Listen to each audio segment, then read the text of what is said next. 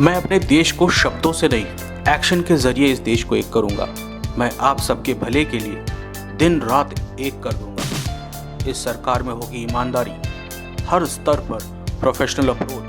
विश्वास कमाना पड़ता है और मैं आपका विश्वास कमाऊंगा, जरूर कमाऊंगा।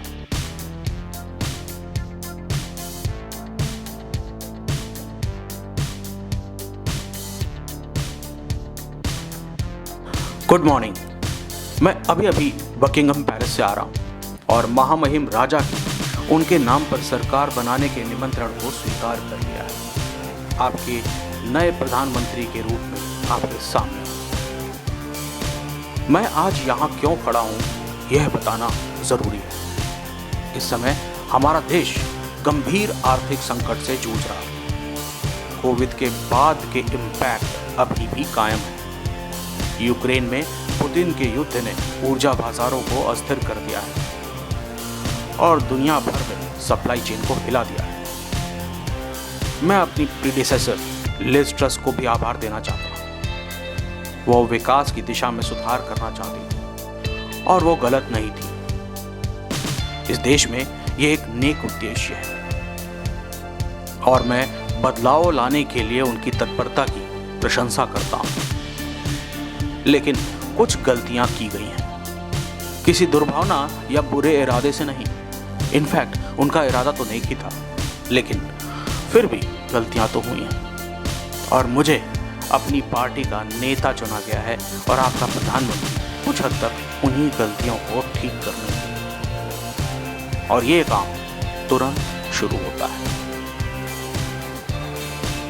मैं आर्थिक स्थिरता और हमारी सरकार के एजेंडे को केंद्र में रखकर काम करने का विश्वास दिलाता हूं। इसका मतलब यह होगा कि आने वाले समय में कुछ कठिन फैसले भी देखने को मिलेंगे, लेकिन आपने मुझे कोविड के दौरान देखा है। जो भी मैं कर सकता था वो सब कुछ कर रहा था, लोगों और अपने बिजनेस की रक्षा के लिए, फरलो जैसी योजनाओं को लाने के लिए। हमेशा कुछ सीमाएं होती हैं, पहले से कहीं ज्यादा अब, लेकिन मैं आपसे यह वादा करता हूं कि आज हम जिन चुनौतियों का सामना कर रहे हैं उनके लिए मैं वही अपनी दिल से काम करने की नीति पर अमल करूंगा। मैं जिस सरकार का नेतृत्व करता हूं वो अगली पीढ़ी को ऐसे ही मझधार में नहीं छोड़ेगी। आपके बच्चों और आने वाली पीढ़ी को एक ऐसे कर्ज के साथ जिसे चुकाना हम में से किसी के लिए भी नामुमकिन जैसा है। मैं अपने देश को शब्दों से नहीं, एक्शन के जरिए इस देश को एक करूंगा। मैं आप सबके भले के लिए दिन रात एक कर दूंगा। इस सरकार में होगी ईमानदारी, हर स्तर पर प्रोफेशनल अप्रोच और जवाबदेही। विश्वास कमाना पड़ता है और मैं आपका विश्वास कमाऊंगा, जरूर कमाऊंगा। मैं हमेशा बोरिस जॉनसन का आभारी रहूंगा। प्रधानमंत्री के रूप में उनकी अविश्वसनीय उपलब्धियों के लिए, मैं उनकी गर्मजोशी और उनकी आत्मा की उदारता के लिए उनको सराहता हूं। और मुझे ये पता है कि सभी सहमत होंगे कि 2019 में मेरी पार्टी को जो भी जनादेश मिला है वो किसी एक व्यक्ति की जागीर नहीं है। ये एक ऐसा जनादेश है जो हम सभी का है और हमें एकजुट करता है, और उस जनादेश का दिल हमारा मैनिफेस्टो यानी हमारा घोषणा पत्र है। मैं अपना किया हुआ हर एक वादा पूरा करूंगा।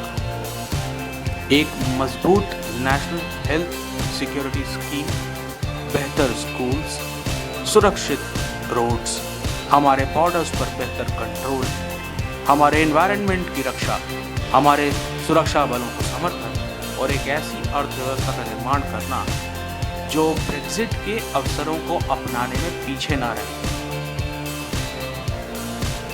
जहां व्यवसाय में निवेश किया जा सके, इनोवेशन किया जा सके और नई नई जॉब्स क्रिएट किए जा सके। मैं समझता हूं कि ये पल कितना मुश्किल है। हमें कोविड का मुकाबला करना पड़ा और सभी अव्यवस्थाओं के बीच जो कुछ भी हुआ वो सब देखना पड़ा। एक भयानक युद्ध के बीच में जिसे अभी तक अपने अंजाम तक पहुंचना बाकी है, उसे भी देखा जा रहा है। मैं पूरी तरह से समझता हूँ कि ये चीज़ें कितनी कठिन हैं। मैं ये भी समझता हूँ कि जो कुछ भी हो चुका है उसके बाद विश्वास बहाल करने के लिए मुझे काम करना है। मैं बस इतना कह सकता हूँ कि मैं निराश नहीं हूँ। मैं उस उच्च पद को जानता हूँ जिसे मैंने स्वीकार किया है और मुझे इसकी मांगों पर खरा उतरने की पूरी उम्मीद है। क्योंकि जब सेवा करने का अवसर साथ आए तो आप सवाल नहीं कर सकते और इसीलिए मैं यहाँ आपके सामने खड़ा हूँ। भविष्य में अपने देश का नेतृत्व करने के लिए तैयार हूँ। देश की ज़रूरतों को राजनीति से ऊपर रखने के लिए तैयार हूँ। जनता का प्रतिनिधित्व करने वाली सरकार बनने और बनाने के लिए तैयार हूँ। मेरी पार्टी की सबसे बेहतरीन परंपराएं बनाने के लिए तैयार हूँ। हम सब मिलकर अविश्वसनीय चीजें हासिल कर सकते हैं। कोई भी बलिदान व्यर्थ ना जाए, ऐसा योग्य भविष्य बनाएंगे हम। और कल और आने वाला हर दिन भरा होगा उम्मीदों के साथ। शुक्रिया।